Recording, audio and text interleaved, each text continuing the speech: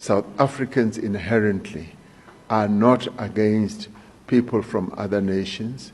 We are one people. We have always been one people. And of course, we've got to also pay heed to the security of those from other countries who are in South Africa, but also pay heed to the concerns that are being raised by South Africans.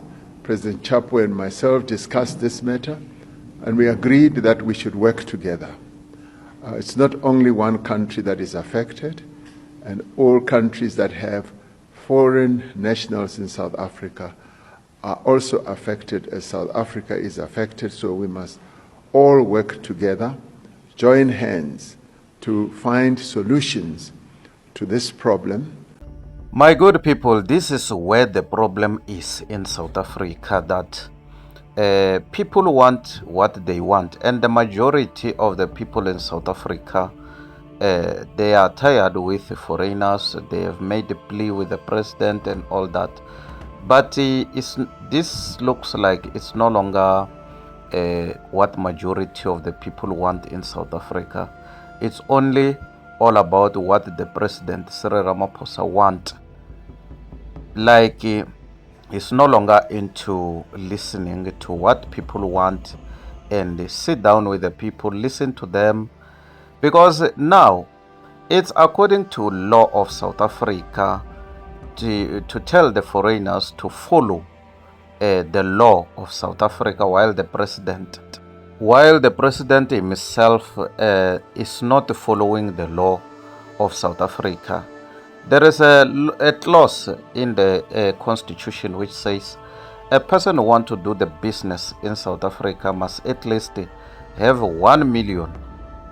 So ask yourself that, did the president himself, his cabinet and the leadership, the government itself, forsaken the constitution or thrown away the legislature, the constitution itself, just to accommodate every person? Or what is really going on here in South Africa, that even if there is a constitution, the president himself doesn't follow the constitution?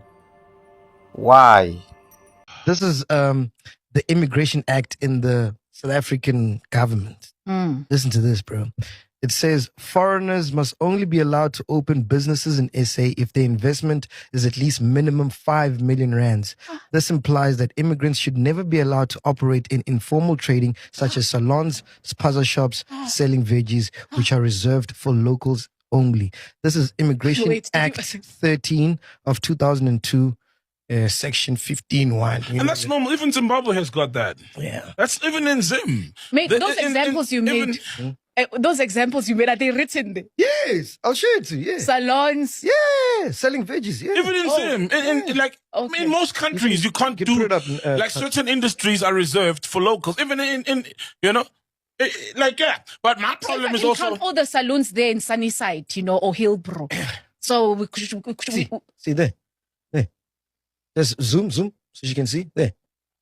Such as salons, spaza shops, selling veggies. Oh my goodness. 5 million. So we can be counting 5 millions as you just walk by the streets. But no, were those ever invested though? Off to the ferries. Yeah, you're off to the ferries.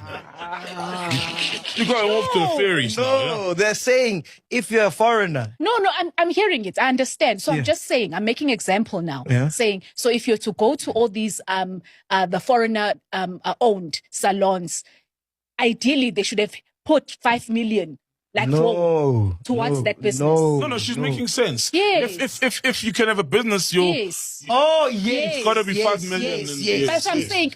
Sorry. You're observing. You see ferries. You see? Yeah. The ferries. The ferries. You see ferries? Yeah. This is the Ferris wheel. It's the Ferris wheel. You're rubbing off on me. See the ferries? You guys should have seen it. You see the ferries? You see the ferries? The ferries. Oh, the ferries. Yes. By law, we should be counting all this business. Also, they invested 5 million. It should even be like a certificate on your wall. And there's a quota of how many local people you should employ in those plazas. I think 60%. Yeah, 60%. My issue is, man, what I haven't seen any of the parties, EFF, maybe they have, please guys educate me if they have. I've never seen them call out, and my problem is statements like that make it difficult for you to call out a ZANU-PF, right? Because the reason why Zimbabweans come to South Africa, bro, everyone loves their home. You know, you listen to Zimbabwean people talk about Zim.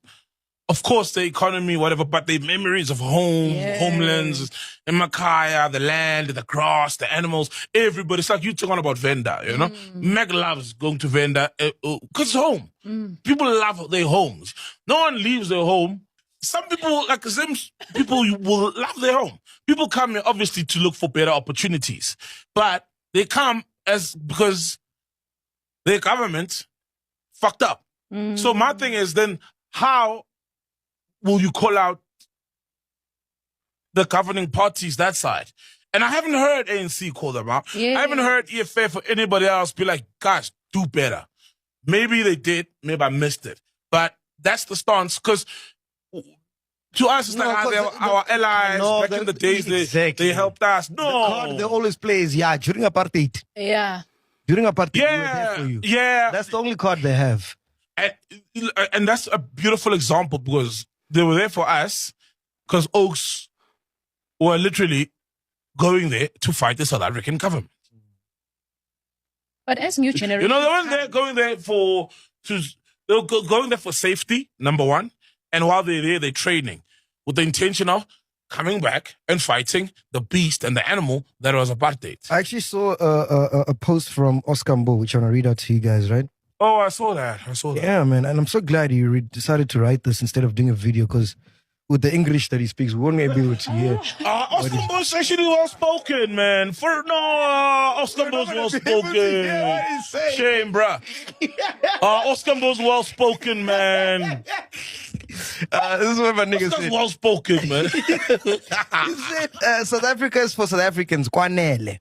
If foreigners want to be here, it may be through the right channels and mediums. As a person who travels a lot, the level of frustration one gets when it's visa applications time is unmeasurable.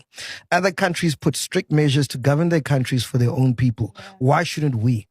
One info that a lot of people wouldn't know is that it takes 7 to 8 hours to enter Lagos, Nigeria, or more if you don't have a connect to enter the country. That's true. Due to their visa system and strict security control, if not done right, they deport you back to your country immediately. No reason why SA should not house the whole world, with no measures. No. That's Oscar Mbo. Yeah, man, as it should. You know, like, a lot of African countries have laws and rules, you know, and South Africa is another African country that should be enforcing. We also have laws and rules, believe it or not, but it's enforcement. The problem is enforcement. Our laws are not being enforced, you know, and there's nothing wrong with our laws when they are being enforced. They're not xenophobic, they're laws. What do you think about this? South Africa's always been open to foreigners.